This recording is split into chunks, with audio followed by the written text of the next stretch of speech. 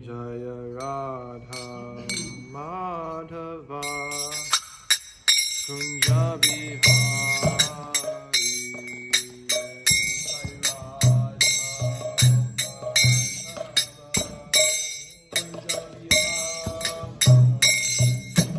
Gopi Chanda Vallabha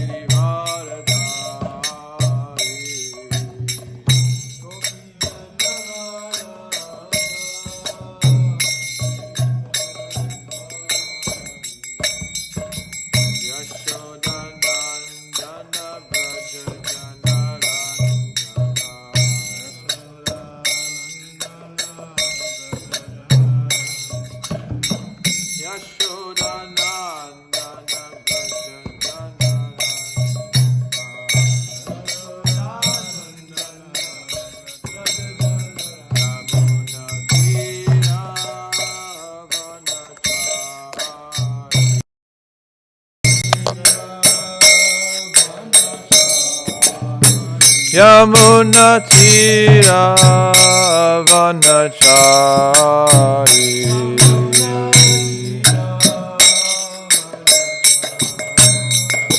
Jaya Radha Madhava Kunja Bihari.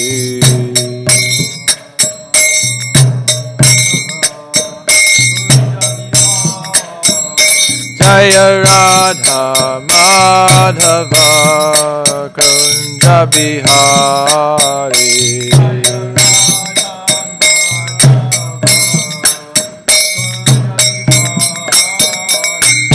Gopi Jana Vallabha Girivaradari.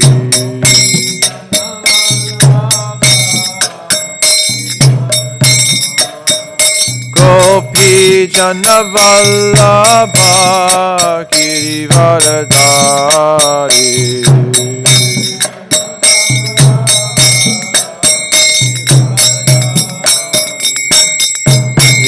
Yashodanandana Braja Janaranjana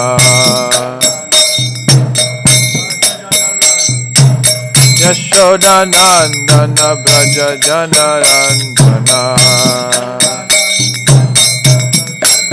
Yamuna Tira Vanachari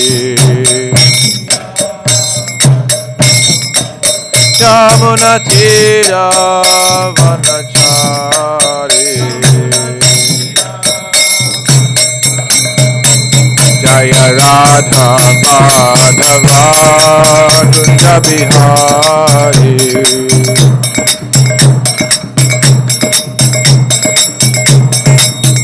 Jaya Radha Madhava Kunja Bihari.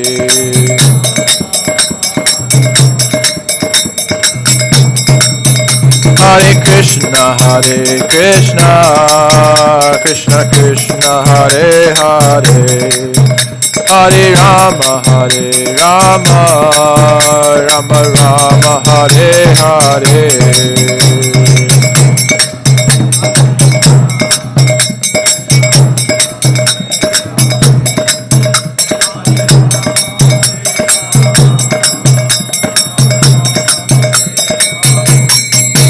Hare Krishna Krishna Krishna Hare Hare Hare Rama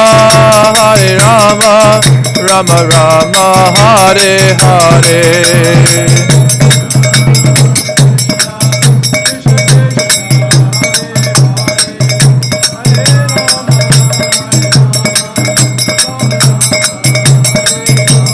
Hare Krishna Krishna Krishna Hare Hare Hare Rama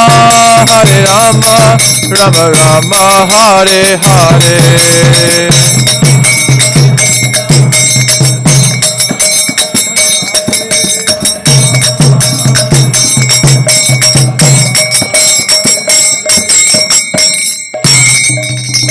Jai Om Vishnupad Paramahamsa Parivrajakacharya Ashtota Sutta Sri Srimad His Divine Grace A.C. Bhaktivedanta Swami Srila Prabhupada Ki Jai. Jai Om Vishnupad Paramahamsa Parivrajakacharya Ashtota Sutta Sri Srimad Bhakti Siddhanta Saraswati Goswami Maharaj Prabhupada Ki Jai. Ananta Koti Vaishnava Vrinda Ki Jai. Namacharya Sridharidas Thakur Ki Jai. Srimad Bhagavatam Ki Jai. All glories to the assembled devotees. Hare Krishna. All glories to the assembled devotees. Hare Krishna. All glories to the assembled devotees. Hare Krishna.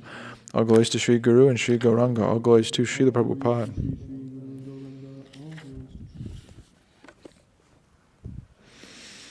Om Namo Bhagavate Vasudevaya. Om Namo Bhagavate Vasudevaya.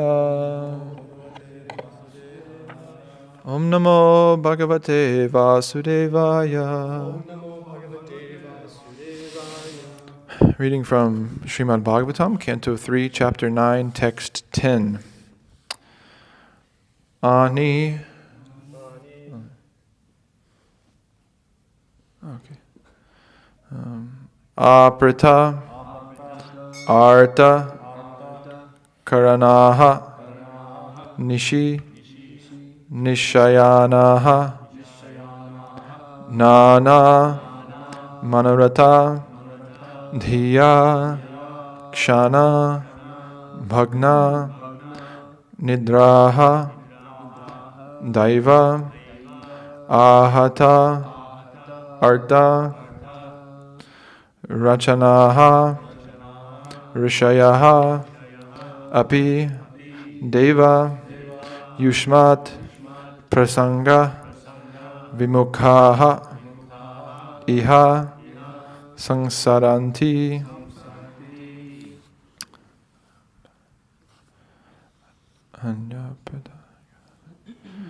Anya apritarta karana nishayana.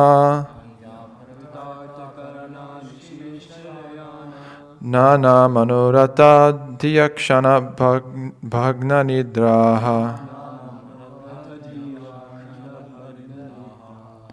Daivahatarta rachana rishayopi deva.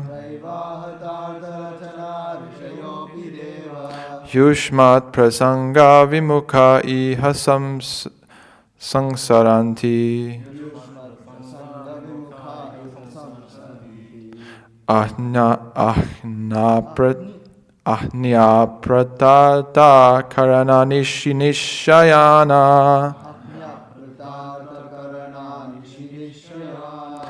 Nana manurata dhiyakshana bhagna nidraha. Daivahatarta rachana rishayopi deva. Yushmat prasanga vimukha iha samsaranti. Ahniya pratarta karana nishayana. Nana manurata dhiyakshana bhagna nidraha.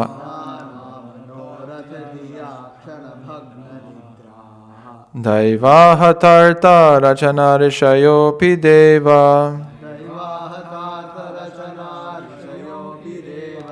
Yushmat prasanga vimukha iha samsaranti.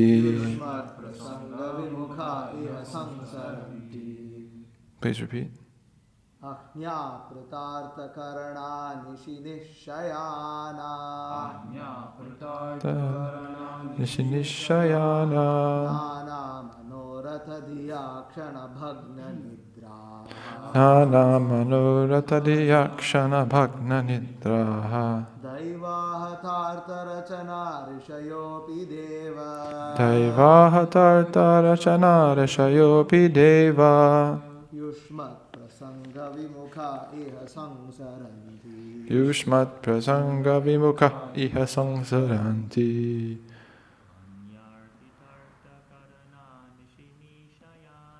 Anya pratarta karana nishinishayana.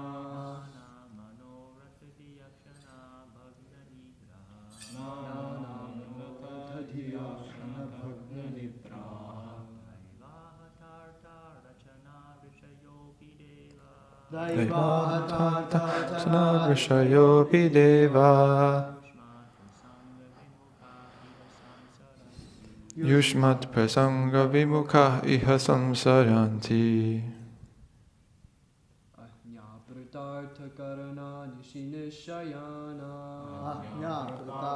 Karana nishayana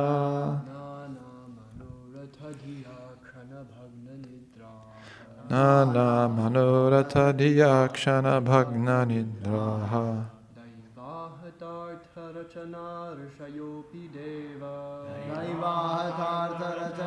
Rishayopi deva Yushmat prasanga vimukha iha samsaranti.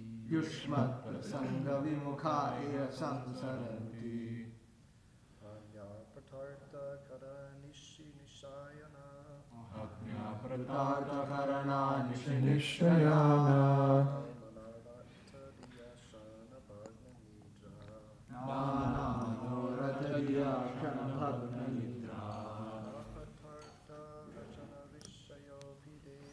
Daivahatarta rachana rishayopi deva Yushmat prasanga vimukha iha samsaranti. Ahnya pratartar karana nishi nishayana Nana manoratha diyakshana bhagna nidraha Daivahatartamachana rishayopi deva Yushmat prasanga vimukha iha samsaranti.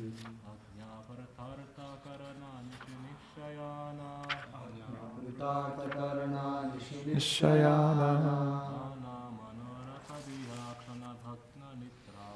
Nana manoratha diyakshana bhagna nidraha Daivahatarta rachana rishayopi deva Yushmat prasanga vimukha iha samsaranti. Mataris? No? Okay. Ahni, during the daytime. Aprita, engaged. Artha, distressing engagement. Karanaha, senses. Nishi, at night.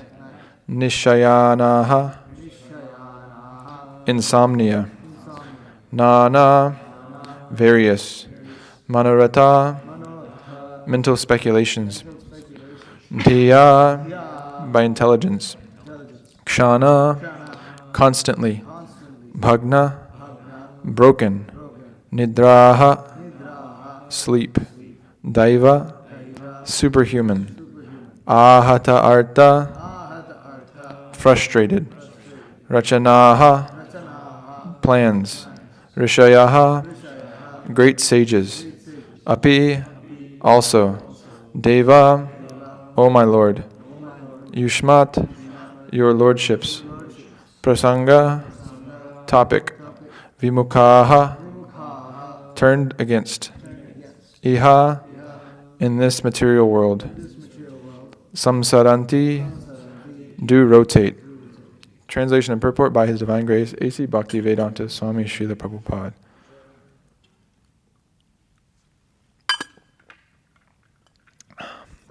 Such non-devotees engage their senses in very troublesome and extensive work, and they suffer insomnia at night because their intelligence constantly breaks their sleep with various mental speculations. They are frustrated in all their various plans by supernatural power. Even great sages, if they are against your transcendental topics, must rotate in this material world. Purport. As described in the previous verse, people who have no taste for the devotional service of the Lord are occupied in material engagements. Most of them engage during the daytime in hard physical labor. Their senses are engaged very extensively in troublesome duties in the gigantic plants of heavy industrial enterprise. The owners of such factories are engaged in finding a market for their industrial products, and the laborers are engaged in extensive production involving huge mechanical arrangements. Factory is another name for hell. At night, hellishly engaged persons take advantage of wine and women to satisfy their tired senses, but they are not even able to have sound sleep, because their various mental speculative plans constantly interrupt their sleep. Because they suffer from insomnia, sometimes they feel sleepy in the morning for lack of sufficient rest. By the arrangement of supernatural power, even the great scientists and thinkers of the world suffer frustration of their various plans, and thus rot in the material world birth after birth. A great scientist may make discoveries in atomic energy for the quick destruction of the world, and may be awarded the best prize in recognition of his service or disservice. But he also has to undergo the reactions of his work by rotating in the cycle of repeated births and deaths under the superhuman law of material nature. All these people who are against the principle of devotional service are destined to rotate in this material world without fail. This verse particularly mentions that even sages who are averse to the principles of devotional service to the Lord are also condemned to undergo the terms of material existence. Not only in this age, but formerly also, there were many sages who tried to invent their own systems of religion without reference to devotional service to the Supreme Lord. But there cannot be any religious principle without devotional service to the Lord. The Supreme Lord is the leader of the entire range of living entities, and no one can be equal to or greater than him. Even the Lord's impersonal feature and all-pervading localized feature cannot be on an equal level with the Supreme Personality of Godhead. Therefore, there cannot be any religion or system of genuine philosophy for the advancement of the living entities without the principle of devotional service. The impersonalists, who take much trouble in penance and austerity for self-liberation, may approach the impersonal Brahmajyoti, but ultimately, because of not being situated in devotional service, they glide down again to the material world to undergo another term of material existence. This is confirmed as follows. Yenye ravindaksha vimukta maninas tvayasta bhavad avishuddha buddhayaha aruhya kritchena param tatha patantyadho nadrita yushmad angrayaha. Persons who are falsely under the impression of being liberated without devotional service to the Lord may reach the goal of the Brahmajyoti, but because of their impure consciousness and for want of shelter in the Vaikuntha Lokas, such so-called liberated persons again fall down into material existence. Srimad Bhagavatam, Canto 10, Chapter 2, Text 32. Therefore, no one can manufacture any system of religion without the principle of devotional service to the Lord. As we find in the 6th canto of Srimad Bhagavatam, the initiator of religious principles is the Lord himself. In Bhagavad Gita also, we find that the Lord condemns all forms of religion other than that which entails the process of surrendering unto the Supreme. Any system which leads one to the devotional service of the Lord and nothing else is actually religion or philosophy. In the 6th canto, we find the following statements of Yamaraj, the controller of all unfaithful living entities. Dharmam tu sakshad bhagavat panitam navai vidur rishayo napi devaha nasiddha mukya asura manushyaha kuto navidyadhara charanadayaha swayambhur narada shambhu kumara kapilo manuhu prahlado janako bhishmo bailir vayasakir vayam dvada shaite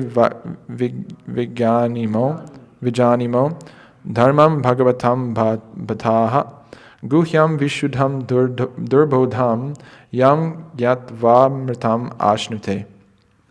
The principles of religion are initiated by the Supreme Personality of Godhead, and no one else, including the sages and demigods, can manufacture any such principles. Since even great sages and demigods are unauthorized to inaugurate such principles of religion, what to speak of others, the so-called mystics, demons, human beings, vidyadharas and charanas living in the lower planets. 12 personalities, Brahma, Narada, Lord Shiva, Kumar, Kapila, Manu, Prahlad Maharaj, Janak Maharaj, Bhishma, Bali, Shukadev Goswami, and Yamaraj are agents of the Lord authorized to speak and propagate the principles of religion. Srimad Bhagavatam 6:3-19-21. The principles of religion are not open to any ordinary living entity. They are just to bring the human being onto the platform of morality, non-violence, etc. Are necessary for misguided persons because unless one is moral and non-violent, one cannot understand the principles of religion. To understand what is actually religion is very difficult, even if one is situated in the principles of morality and non-violence. It is very confidential because as soon as one is conversant with the real principles of religion, he is at once liberated to the eternal life of bliss and knowledge. Therefore, one who is not situated in the principles of devotional service to the Lord should not pose himself as a religious leader of the innocent public. The Ishopanishad emphatically forbids this nonsense in the following mantra: Antam tama pravishanti ye sambhutim upasate tato bhuya iva te tamo yau sambhutyam rataha. Ishopanishad 12. A person in ignorance of the principles of religion, who therefore does nothing in the matter of religion, is far better than a person who misguides others in the name of religion without reference to the factual religious principles of devotional service. Such so-called leaders of religion are sure to be condemned by Brahma and other great authorities. Om Jnana Timirandhasya Jnana Jana Shalakaya Chakshur Unmilitam Yena Tasmai Shri Gurave Namaha Shri Chaitanya Manopishtam Stapitam Yena Bhutale Svayam Rupa Kadamahyam Dadati Svapadantikam Vandeham Shri Guru Shri Utaf Parakamalam Shri Gurun Vaishnavamscha Shri Rupam Sagarjatam Sahagana Raghunatam Vitam Tam Sarivam Sadvaitam Savadutam Parijana Sahitam Krishna Chaitanya Devam Shri Radha Krishna Padan Sahagana Lalita Shri Vishakan Vitamscha. Hey Krishna Karuna Sindho Dina Bandho Jagatpate Gopisha Gopika Kanta Radha Kanta Namostate Tapta Kanchana Gaurangi Radhe Vrindavaneshwari Vrishabhanu Sute Devi Pranamami Hari Priye Vanchakalpa Tarubhyas Chakripa Sindhubhyevacha Patita Nam Pavanebhyo Vaishnavebhyo Namo Namaha Nama Om Vishnu Padaya Krishna Preshdaya Bhutale Srimate Bhakti Vikasa Swaminiti Namane Nama Om Vishnu Padaya Krishna Preshdaya Bhutale Srimate Bhakti Vedanta Swaminiti Namane Namaste Saraswate Deve Gauravani Pacharine Nirvishesha Shunyavadi Paschatya Deshatarine Jai Shri Krishna Chaitanya Prabhu Nityananda Shri Advaita Gadadhara Srivas Adi Gaur Bhaktivinda Hare Krishna Krishna Krishna Hare Hare Hare Rama Rama Rama Hare Hare Yasa Devi Parabhaktir Yata Devi Tatakaro Tasyaite Katita Hirte Prakashante Mahatmanaha. Okay, Ahniya Pratartha Karana Nishi Nishayana Nana Manorata Diya Kshana Bhagna Nidraha Daiva Hatartha Rachana Rishayo Pideva Yushmat Prasanga Vimokha Ihasam Saranti. So it's quite a big purport here. We're here in the middle of Brahma's praying for creative energy to create the universe. And this verse particularly, he is speaking about non-devotees. He's been speaking about that before a little bit. These poor creatures constantly perplexed by hunger, thirst, severe cold, attacked by coughing winter, blasting summer. These material miseries are without factual existence, but as long as the conditioned soul sees the body as meant for sense enjoyment, he cannot get out of the entanglement. And now he's further describing these non-devotees, the predicament that they're in. They engage their senses in very troublesome and extensive work, and they suffer insomnia at night because their intelligence constantly breaks their sleep with various mental speculations. They are frustrated in all their various plans by supernatural power. Even great sages, if they are against your transcendental topics, must rotate in this material world. So, this is an aspect of Krishna consciousness that's very important to understand, is understanding the nature of this material world as dukkhalayam ashashvatam, and it's temporary and full of miseries. But we see among spiritualists and people who are interested in this kind of thing, especially even if we're out there preaching in the college and things like that, we invite people to come over. But this was I don't know where this quote comes from, but this idea that we like your kirtan, we like the prasad, but we don't like the philosophy. I mean, people come and they might not say that explicitly, but that's a lot of their maybe internal thoughts or just their general idea, their general mood, is that as soon as we start speaking about the miseries of this world and the uselessness of sense gratification, of pursuing material sense gratification, the uselessness of trying to satisfy these material bodies, which are not who we are, as soon as we start speaking like that, then an aversion comes up in the mind of the conditioned soul. Very strong aversion to what is being spoken, and rejection of Krishna consciousness often happens. I know that's what happened to myself when I first found Krishna consciousness, that I like this the kirtan, and I like the prasadam, and I like the idea of being very spiritual, but as soon as you get into the idea of, oh no, you can't, just gratify your senses incessantly and you have to follow some rules and regulations, then some aversion came, and then naturally you become gravitated towards like Mayavadi philosophy, because it's, the conclusion of that is that you can do whatever you want, and ultimately you are God, so you can enjoy on the level of God, so there's no problem. So it becomes very attractive for the conditioned soul, and that's why this is the last snare of Maya. But really, obviously, there's a difference between traditional Mayavadis, you could say, and these neo-Mayavadis that are,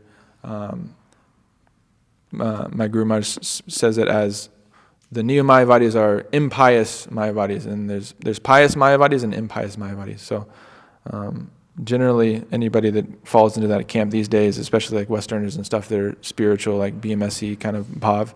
They're the impious Mayavadis, that they justify their sinful activities with the philosophy that they are God. But we see, as being described in this verse, this idea that people are engaged in very troublesome and extensive work. People are working, and Prabhupada's speaking about in this purport that in the daytime they're working in very hard physical labor. Their senses are engaged extensively in troublesome duties and the gigantic plants of heavy industrial enterprise. And factory is another name for hell. So it's quite heavy stuff, right? Heavy stuff. And again, if you approach someone on the street and talk about this, or anybody that's, if you start speaking like this, they'll say, "Oh, you're so negative. This world is actually not so bad. Actually, the society is pretty good. Look at all the progress that has been made. All these factories have made so many great products that we can use, and now we have iPhones, and we have air conditioners, and so many comforts of life, so much technology. Science has created all of this, and yeah, it requires some labor, but everyone has to do some kind of work, and we pay them, so it's okay." All these things. But if you look back in this time, when the Industrial Revolution was starting, and then there's all these factories, now you don't see it so much in the West, in America. You don't really see so much factory work necessarily. A lot of it got outsourced to China and other places. So it's kind of behind the curtain, you could say. So we don't really see what goes into making this iPhone. But if you look into it at all, you do a little bit of research, you see it's basically slave labor that they have in China. These people are working in sweatshops and very horrible conditions. And back in the past, before they had this, is it OSHA? This Occupational Health and Safety Administration, or whatever. Before they had that, people were getting, their arms cut off in these machines in the factories. Horrible things would happen, accidents and all these kinds of things, deaths even, within these hellish factories. And so Prabhupada's explaining that that's going on. This was kind of more the case back then when Prabhupada was writing this, that this was in the West happening. Now you see, what is the situation of the laborers in the West and in America, is that they are generally working in an office. It's very, how could you say, it's just an artificial environment that's very, just artificial comforts, and you got the nice air conditioning and your nice office chair. We have these office chairs here that we got from that secondhand store, or from a, office supply store that they get them from the old office. But they're really nice chairs, super comfortable.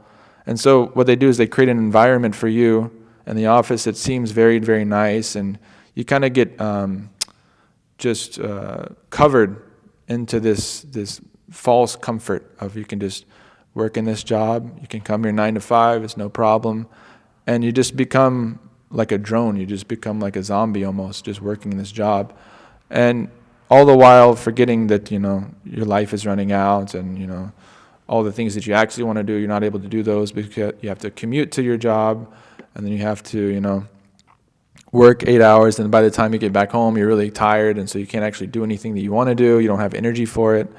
So they kind of just dole you into that state. And I've seen it happen to many of my friends and stuff from college, is that they get into that, and then they admit, I'm actually not so happy doing this, but what else am I supposed to do? How else am I supposed to live? I have to do this. So it's almost like a form of slavery. And maybe there's not that intense, hard labor like in the factories anymore, but it's a candy-coated slavery, you could say. It is very hellish, actually. I used to work in an office a long time ago, and after a year of it, I couldn't do it anymore. I just couldn't stand it. I had to leave. I was like, I cannot do this anymore. And from that, I was like, I will never do this kind of thing again. I knew, like, if I do this, I will just end up like wasting my whole life in this kind of thing, and it's just completely useless. It was a shama evahi kevalam. It's just completely useless labor if it's not in relation to Krishna and developing a taste for Krishna consciousness. So now you could say it's almost even more insidious of a situation than it was before with the factories. Like before you could say, oh, look, the factories are very hellish, and people could say, oh yeah, I mean, people are getting their arms cut off and like that. But now, because of this comfort of the sense gratification of working in an office and having your phone and having social media, and they've kind of dulled us with this technology and this, extreme sense gratification. They've dulled our senses to the point where we're like zombies. There's this new term I heard from one of the students at UGA. It's called droning. So this is like, you look around and he was describing, he looks around in his like lecture halls, and every single kid is just like this. Like they're not even listening to the lecture, they're just on their phone. And so it's called droning. You're just like, you become a drone. You're literally just mindless scrolling, just completely like lose, all intelligence, all these things. And it even says, Indriyani manaf prana atma dharma dutir matihi hri shrish tejas smriti satyam yasya nashanti janmana, I think. This is the verse before Yadidas yasime kaman varmstam vardashava 10:7, 8 or 10:7, something like that. You can pull it up.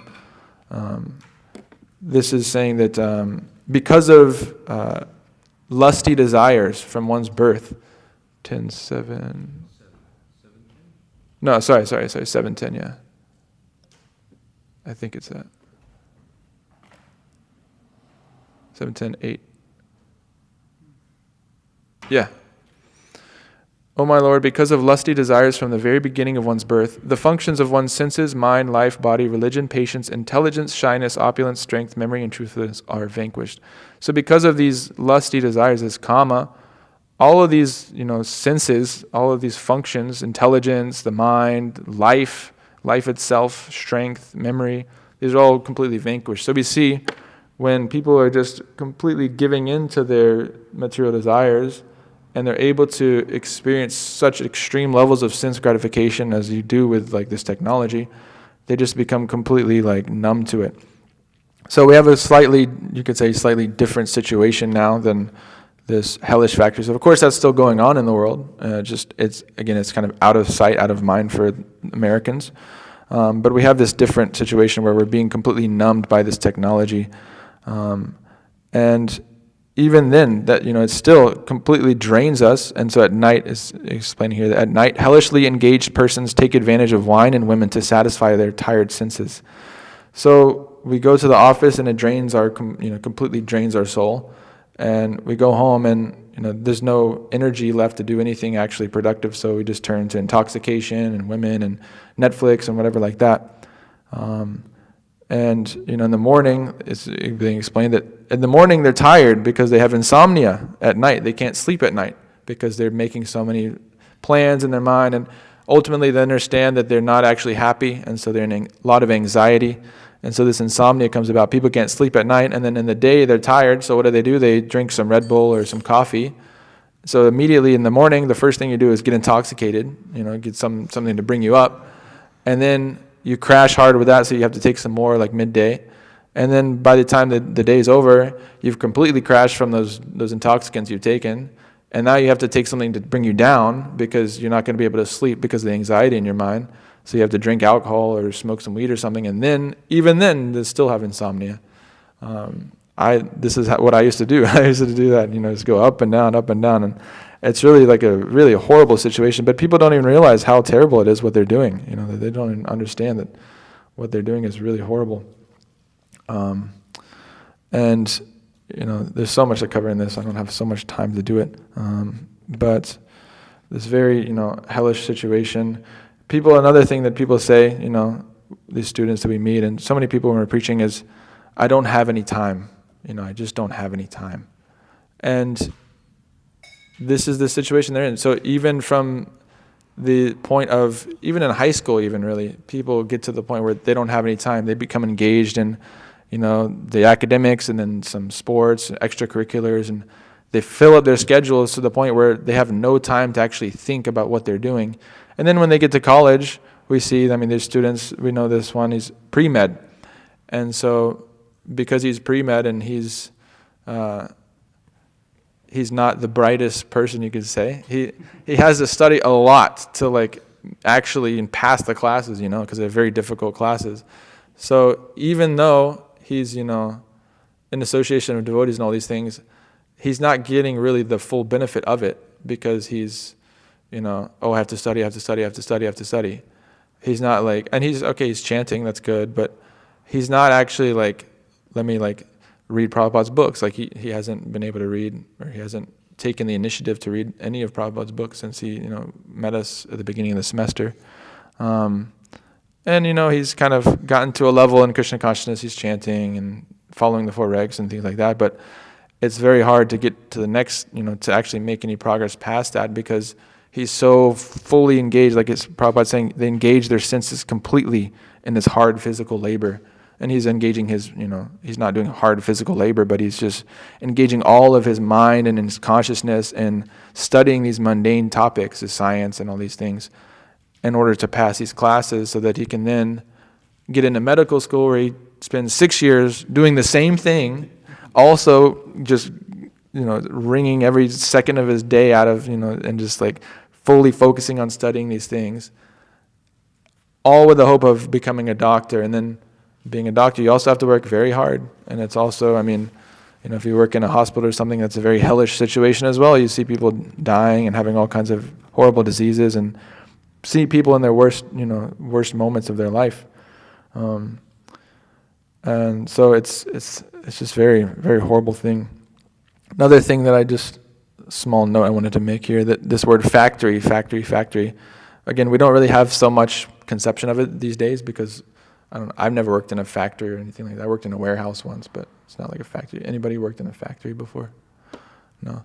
Actually, me and Namani Hoda, we were on a japa walk just through the neighborhood the other day, and just right down the road, there's a factory, some kind of factory. It's like a food processing, they package frozen foods or something there.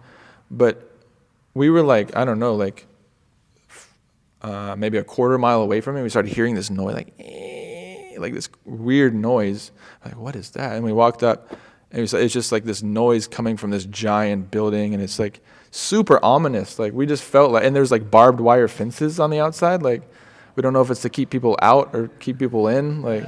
It's it was just, we immediately felt this is a horrible place. Who would want to? And then people have to go there every day and work. That's their life. They go to this terrible place with this a horrible noises going on, and it was just wow. So a factory, we don't really have much conception of that. But one way you can see the hellishness of that word is if you put it in front of something that's so nice, which is something that Prabhupada wanted us to do, farming.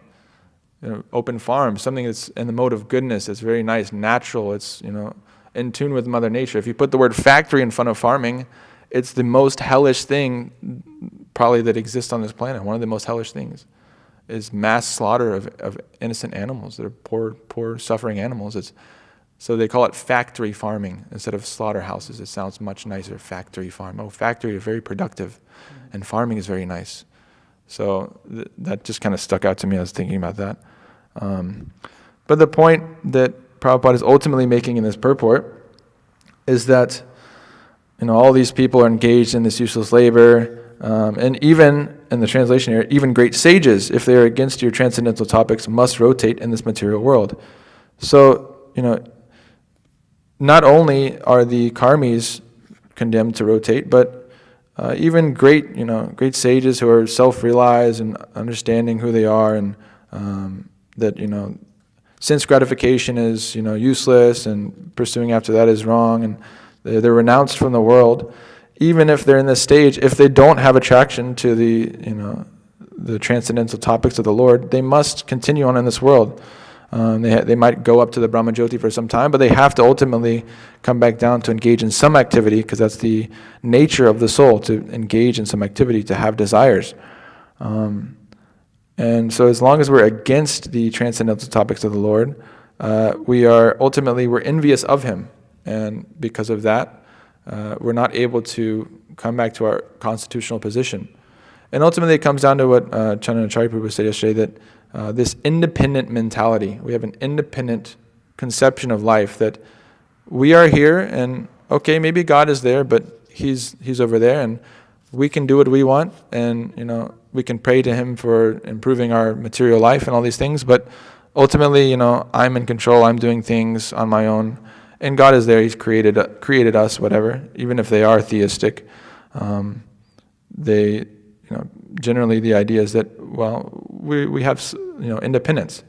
But Krishna says in Bhagavad Gita, what is it? Prakriti kriya manani gunai karmani sarvashaha ankara vimudatma kartaha mitti manyate.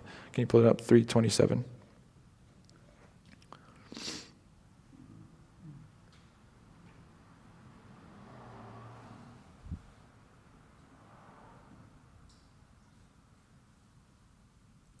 The spirit soul, bewildered by the influence of false ego, thinks himself the doer of activities that are in actuality carried out by the three modes of material nature. So, we're being controlled. We think we're the doer. We think we are independent in this way, but we're not.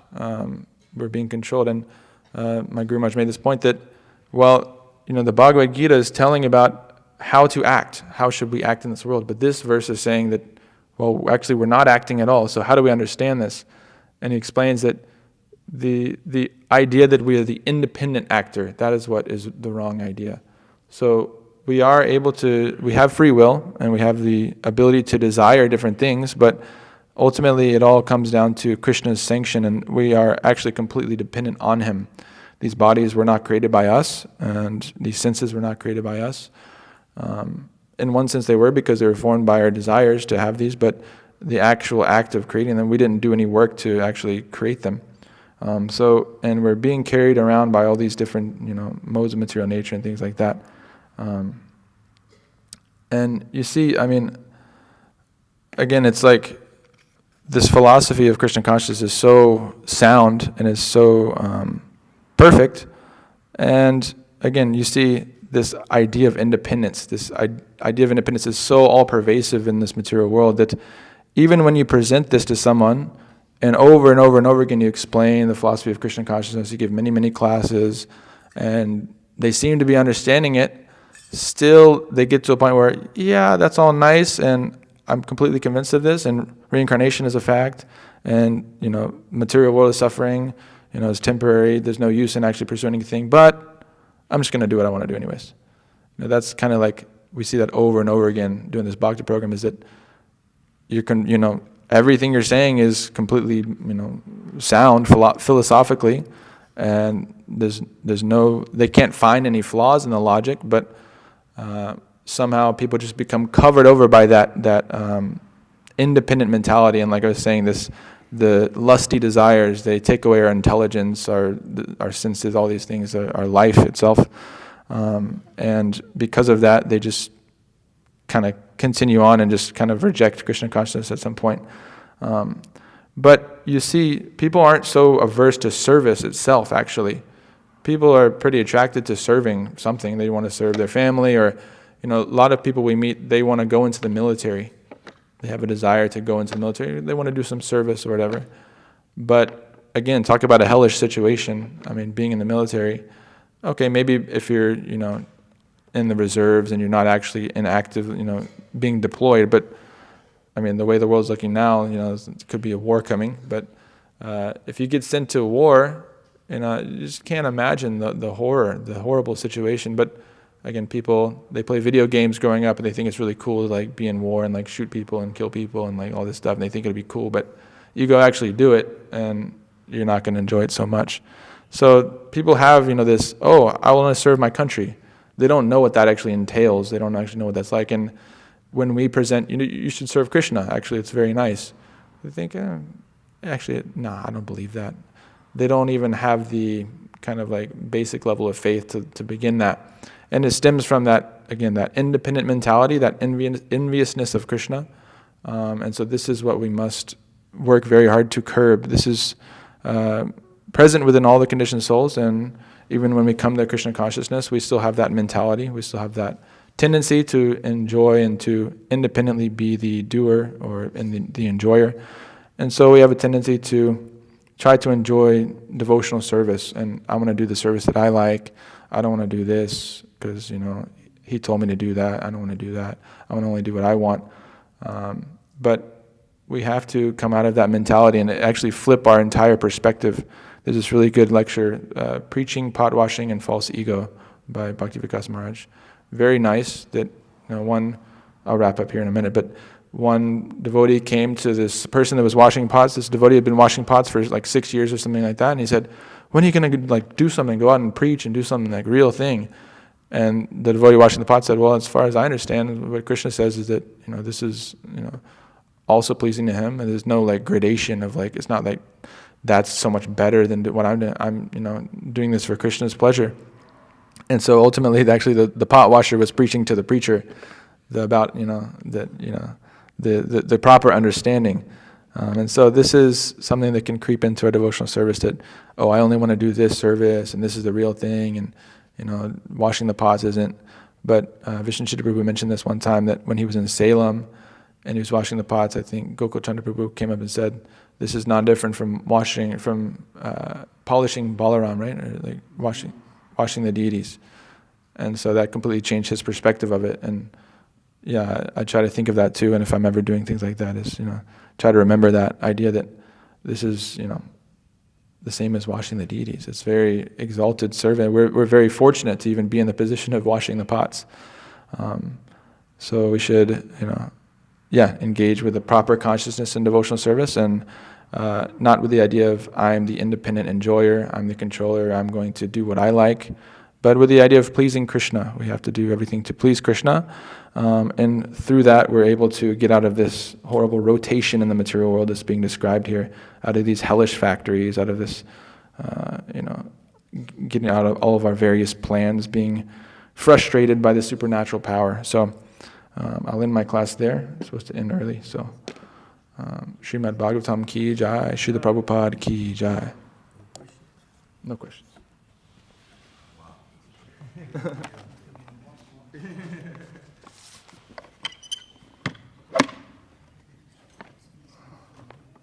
Just following orders. I was told. You take him down. He's going to come, right?